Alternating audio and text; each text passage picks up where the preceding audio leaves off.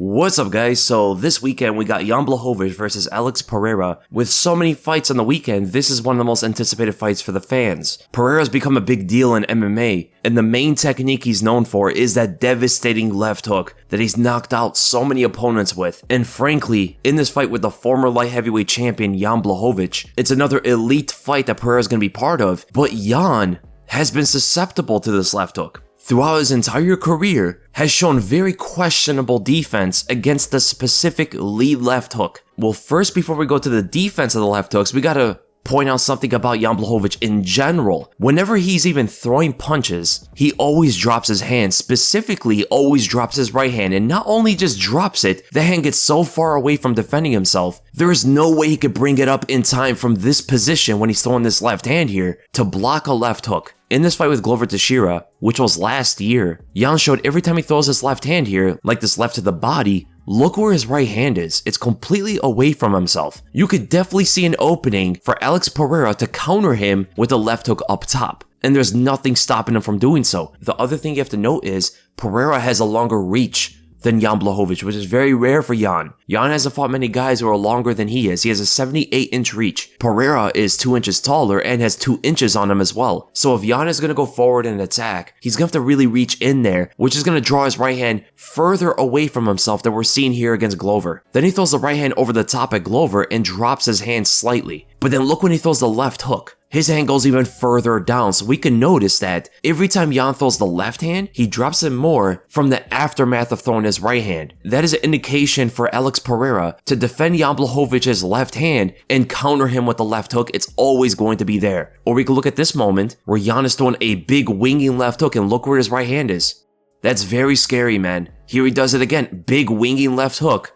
Look where his right hand is. It's pretty much behind him. There's no way he could defend his right side. Or in this moment right here, when he throws his right hook, he drops it so far down, and Jimmy Manuwa was the big left hooker before Alex Pereira came into the scene. And he countered Jan Blachowicz with the left hook. Now you can see he caught him more to the neck, not totally to the jaw. If he bent his hook a little bit more, this definitely would have caused a lot of damage to Jan Blachowicz. But the opening was there after Jan throws his punches. And here you can see against Jared Cannonier, they're both throwing the left hook at each other, both landing on each other. Now this will be a lot trickier for Alex Pereira to do because we just saw him get knocked out. I don't know how his chin is going to be a light heavyweight after a knockout loss like that, and that KO wasn't that long ago. Trading shots with Blachowicz like this could be pretty risky. But again, Pereira does have the reach advantage. He could be further away, and Jan's left hook would miss, whereas Pereira's would connect at the same time. But his right hand is constantly dropping. This actually makes it a lot easier to counter Jan Blachowicz if he's moving aggressively at you, similar to the way that Thiago Santos did it. Jan explodes, blitzing forward, trying to get the knockout on Thiago Santos, who was moving away from him the entire time. And Thiago sets up his left hook off of his right hook, and Jan throws the right hand. And you notice every single punch that Jan threw, he dropped his hands afterward, and that made an easy target for Santos to connect on him with the left hook while moving away. Now there is another way for Alex Pereira to get Jan to drop that right hand without Jan attacking first. He could condition him off of the jab. This is actually something that Glover Teixeira and Jimmy Manuwa both did against Jan Blachowicz. Now the thing to notice about Glover Teixeira is the main punch he was throwing at Jan in that fight was the left hook, and he did rock him in the fight with it. Who is one of Glover's main training partners? It is Alex Pereira. I don't think it's coincidence that Glover came into the fight with a lot of left hooks, as I'm pretty sure him and Pereira and the rest of the camp, of course, devised this game plan. They saw this opening on him, and if Glover sees the left hook opening on Jan, his training partner Alex Pereira definitely will as well, who throws it much better than Glover does. So look at here. Glover threw out a bunch of jabs earlier, and he comes out wide from far range, which usually is pretty easy to tell if someone's going to throw a punch from that distance. But crazy enough, Jan did not notice it.